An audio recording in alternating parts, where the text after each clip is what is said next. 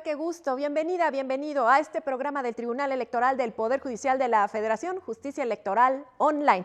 Gracias por acompañarnos. Hoy vamos a estar hablando de lo que siguen haciendo y hacen las y los consejeros del Instituto Nacional Electoral desde la jornada electoral y ahora la próxima meta, la consulta ciudadana del mes de agosto. ¿Nos acompaña?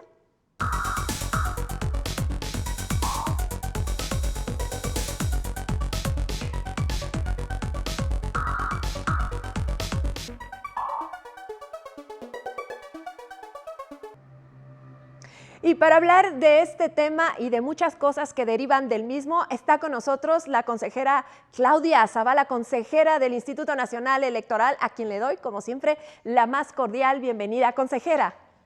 Hola Lucy, qué gusto saludarte, me da mucho gusto a todos y a todas saludarles en este programa tan especial y pues en casa, nuevamente en el Tribunal Electoral, a quien agradezco mucho. Gracias. Pues siempre en casa, consejera, siempre en casa, porque el Tribunal Electoral, bueno, pues tiene esta misión de llevar a cabo estos programas de difusión de los temas que le interesa a la ciudadanía en cuanto a democracia y la materia electoral. Y bueno, pues, ¿qué pasó en esta jornada electoral? ¿Qué ha sucedido a lo largo de este proceso electoral? ¿Qué lo ha caracterizado, consejera? ¿Hay algún rasgo en especial que lo haya caracterizado? ¿Y verdaderamente fue una fiesta cívica el pasado 6 de junio?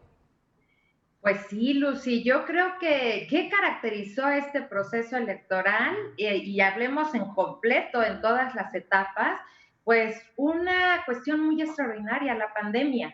La pandemia, que es una situación de incertidumbre que se generó desde el año pasado, que iniciamos el proceso electoral con una pandemia, pero que afortunadamente nos preparamos de manera muy puntual con gente profesional a nivel nacional, y las autoridades electorales, en particular el INE, diseñó 10 protocolos para poder ejercer nuestros derechos político-electorales con toda seguridad, no solo de tipo jurídico, en certeza, en el cuidado del voto, sino también en la salud.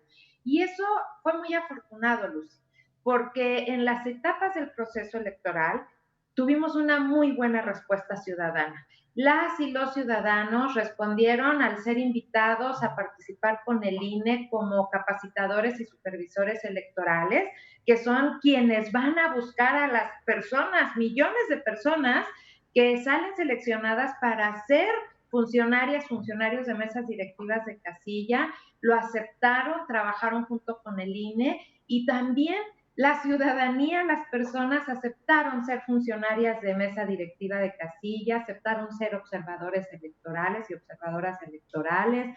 O sea, la pandemia, que fue lo que caracterizó en tiempo de salud, no fue un motivo para que la ciudadanía nos echáramos para atrás y decidiéramos no ejercer nuestros derechos. Creo que fue al revés, nos preparamos y participamos. Y otra vez, lo importante, este proceso electoral en toda su dimensión, en la etapa de preparación, en la jornada electoral y en la de cómputos distritales, la ciudadanía se apoderó de lo que es de ella, de su elección, de sus derechos, ejerció sus derechos.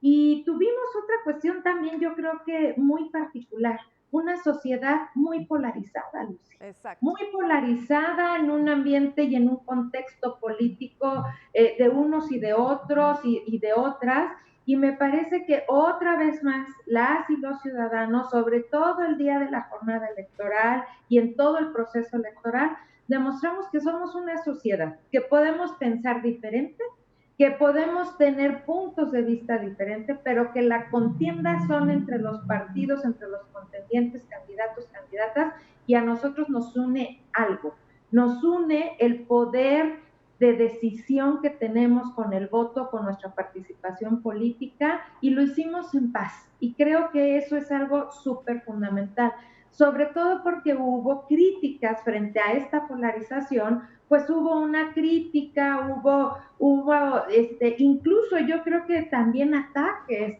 respecto de ciertos contendientes, gobiernos hacia las instituciones electorales. Y otra vez más resalto, porque es que hay que decirlo siempre, las y los ciudadanos ejercemos nuestros derechos, sabemos el poder que tenemos y lo ejercemos en paz, en armonía. Efectivamente. Efectivamente, consejera. Yo le quiero preguntar, a pesar de esos ataques que menciona, estuvimos por ahí en la jornada del 6 de junio, vimos pues, las pancartas, las manifestaciones, las críticas. ¿Cómo sale de todo esto el Instituto Nacional Electoral? ¿Fortalecido? Porque ese día al interior todo el mundo estaba trabajando, todo el mundo estaba haciendo lo que tenía que hacer, todo el mundo estaba con ánimo, todo el mundo estaba en lo que tenía que estar. Afuera estaban las críticas, las pancartas, pues las amenazas, hay que decirlo, pero el INE, ¿sale fortalecido de esto? El INE hizo lo que tenía que hacer y tenemos una estructura que yo creo que en esta elección se consolidó. El servicio profesional electoral, las áreas técnicas, las directivas, las operativas, es una estructura, una institución que lleva años conformándose y que demostró nuevamente que la organización de las elecciones se hace en México, se hace bien y se hace con altos estándares de calidad y que todas aquellas circunstancias extraordinarias que tuvimos en el contexto, en el entorno de este proceso electoral, pues no fueron que mermaran esas capacidades. Creo que al contrario, pusimos mucha más atención en las cosas del cuidado, sobre todo de la salud, para poder hacerlo operativo con la organización de las elecciones. Técnicamente, profesionalmente, en el Instituto Nacional Electoral hay un servicio profesional electoral que está profesionalizado. Creo que la ciudadanía nos ha dado muestras de apoyo a la institución en esta fortaleza institucional. Hubo mediciones posteriores que fueron publicadas, encuestas, subieron los ratings de confianza que se tienen hacia las autoridades electorales, hacia el INE, y yo creo que esto es muy valioso porque nuevamente es demostrar que las instituciones, que las y los ciudadanos hemos construido a través de estos años de historia, llevamos 40 años perfeccionando el modelo electoral que pone el legislador, pero lo opera materialmente y técnicamente con bases sólidas el Instituto Nacional Electoral.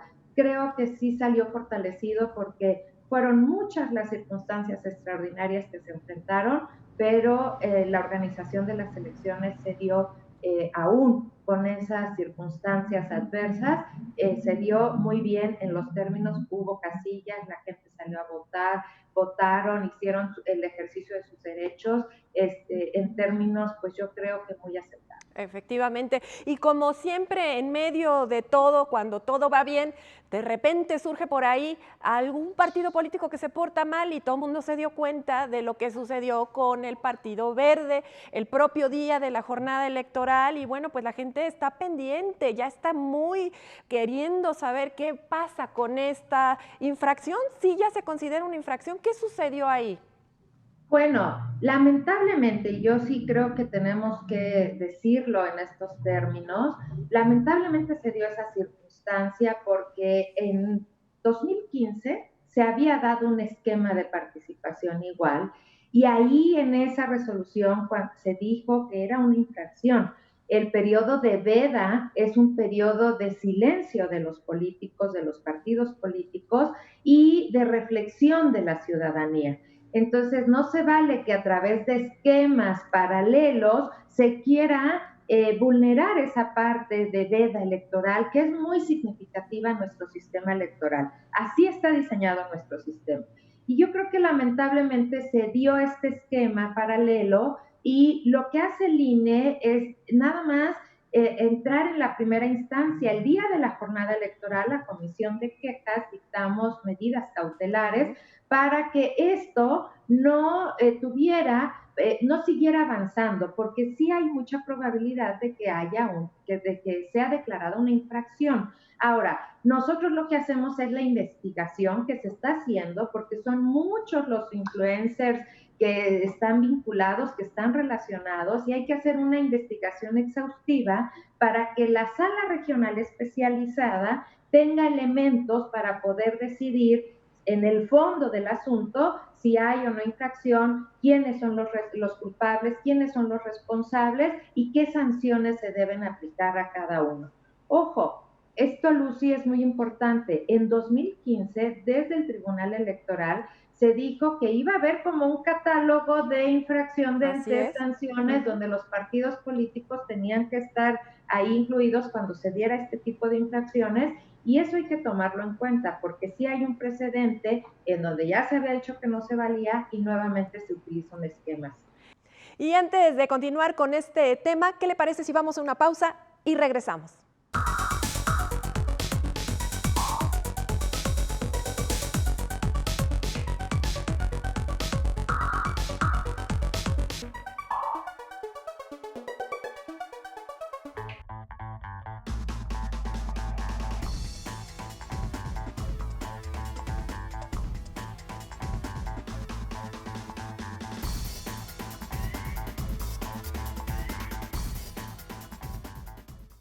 Continuamos conversando con la consejera del Instituto Nacional Electoral, Claudia Zavala.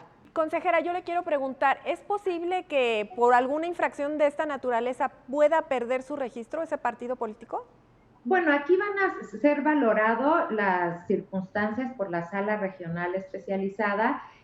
Lo que la ley da es un catálogo de sanciones que va desde una amonestación hasta la pérdida de registro del partido político. Esa es la sanción más severa y esa sanción debe de ser condiciones muy agravantes, pero eso lo va a dar el estudio, lo que se vaya juntando en el expediente, las condiciones particulares, y la sala regional especializada tendrá que valorar todo eso.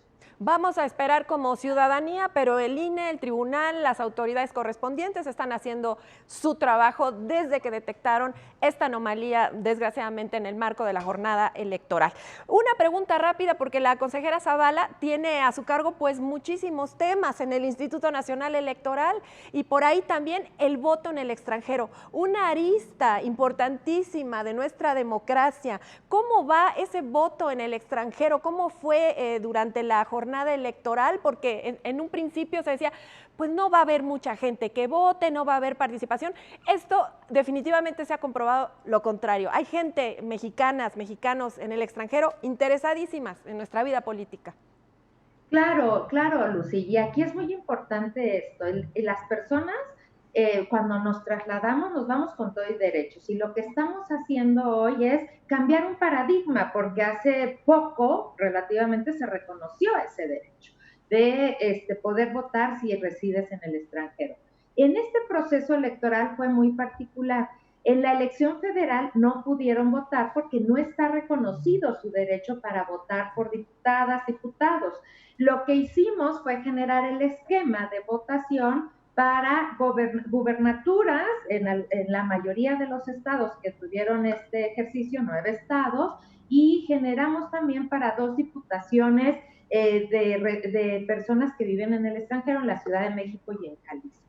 Y la verdad es que este ejercicio hay que verlo en sus méritos, es facilitar el derecho, es garantizar el derecho, más allá del número de personas que voten, que participen, que se van enrolando ya en el ejercicio desde afuera de sus derechos. Creo que hay que ver que abrimos 2 posibilidades.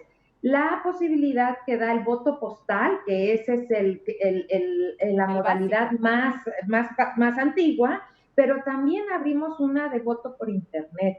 Y ese voto por internet salió muy bien. La gente optó, más del 60% optó por esa modalidad, y yo creo que no hay que dejar de focalizar que las tecnologías de la comunicación son un instrumento muy eficiente, con seguridad, para poder avanzar en el ejercicio de los derechos. Así que fue exitoso, afortunadamente, en cada uno de los estados estas modalidades de voto desde el exterior. Qué buena noticia nos das, porque la verdad se pensaba que no iba a funcionar desde un principio y las pruebas lo están demostrando que resulta un éxito y que además están utilizando la tecnología, que para allá vamos en todos los sentidos, Claudia.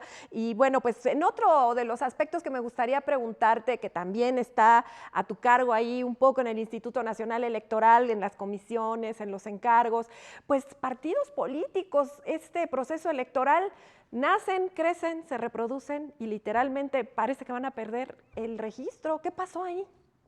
Bueno, pues sí, efectivamente, la ley tiene una condicionante. La constitución de nuevos partidos políticos es después de que se lleva a cabo una elección presidencial. Supuesto que tuvimos en el proceso electoral pasado y solicitaron varias organizaciones el registro de partidos.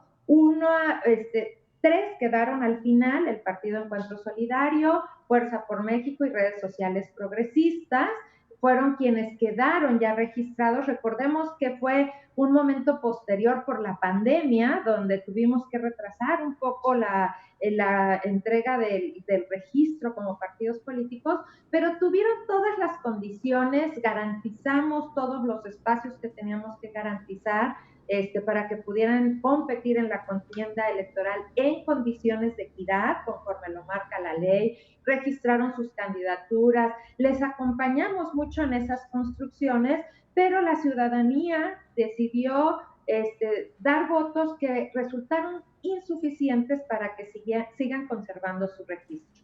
Nuestro modelo exige que alcancen el 3% de la votación válida emitida. Supuesto que ya concluidos los cómputos, no se dio en esos tres partidos. Por tanto, se inició el procedimiento ya para entrar en el procedimiento de liquidación. Se nombra un interventor que se va a hacer cargo de las finanzas de los partidos y después el Consejo General, una vez que queden determinados los números, porque ahorita estamos en la fase de impugnación, el Consejo General tendrá que asumir la decisión respecto de esa conservación o no del registro de candidaturas, pero ahorita, de partidos, perdón.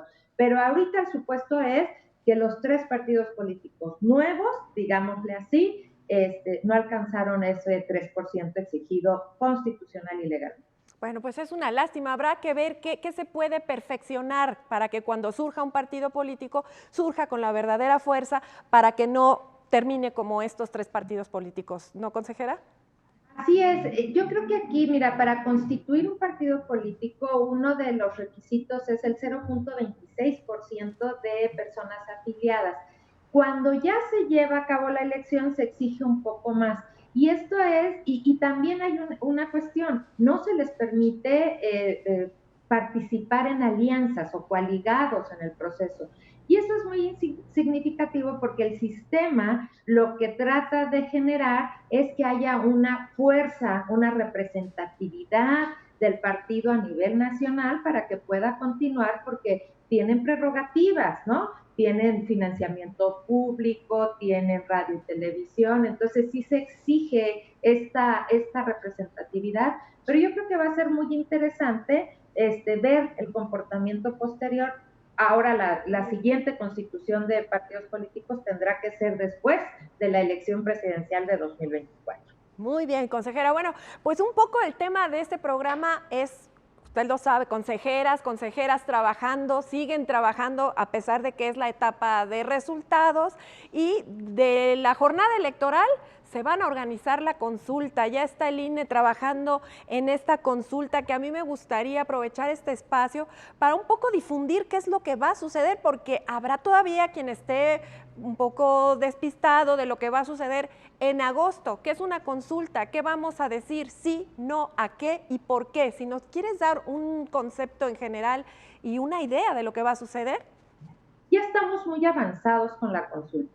Primer elemento, la consulta se está haciendo sin recursos otorgados por el legislativo. Desafortunadamente, porque yo creo que lo que tenemos que tener presente es que los derechos político-electorales, entre ellos de participación a través de otro modelo, ¿no?, de democracia directa, tienen que ser acompañados de recursos públicos para que pueda lograrse lo que se ha dado en el sistema electoral, en el sistema de acercar los centros de votación a la ciudadanía para que haya mayor participación.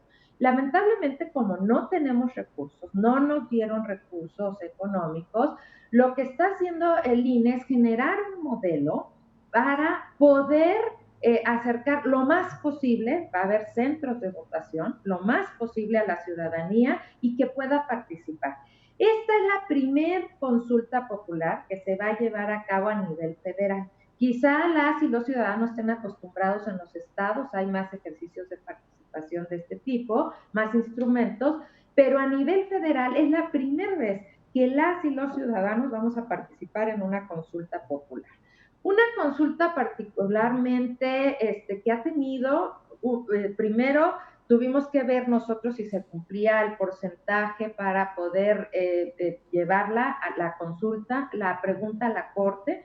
La Corte, con muchas particularidades jurídicas, aprobó una pregunta que tendrá que ser puesta en la boleta en sus términos. No se le puede mover nada y se le va a consultar esa pregunta a la ciudadanía que va a contestar sí o no, nada más. Y la boleta va a traer atrás una breve explicación de la importancia de la participación. Vamos a tener mucho menos centros de votación, no podemos instalar las 162,000 casillas que instalamos en el proceso, van a ser menos, lo estamos trabajando con las juntas distritales. Y lo que sí vamos a hacer, Lucy, es invitar nuevamente a quienes fueron funcionarios de mesa directiva de casilla que nos auxilien otra vez.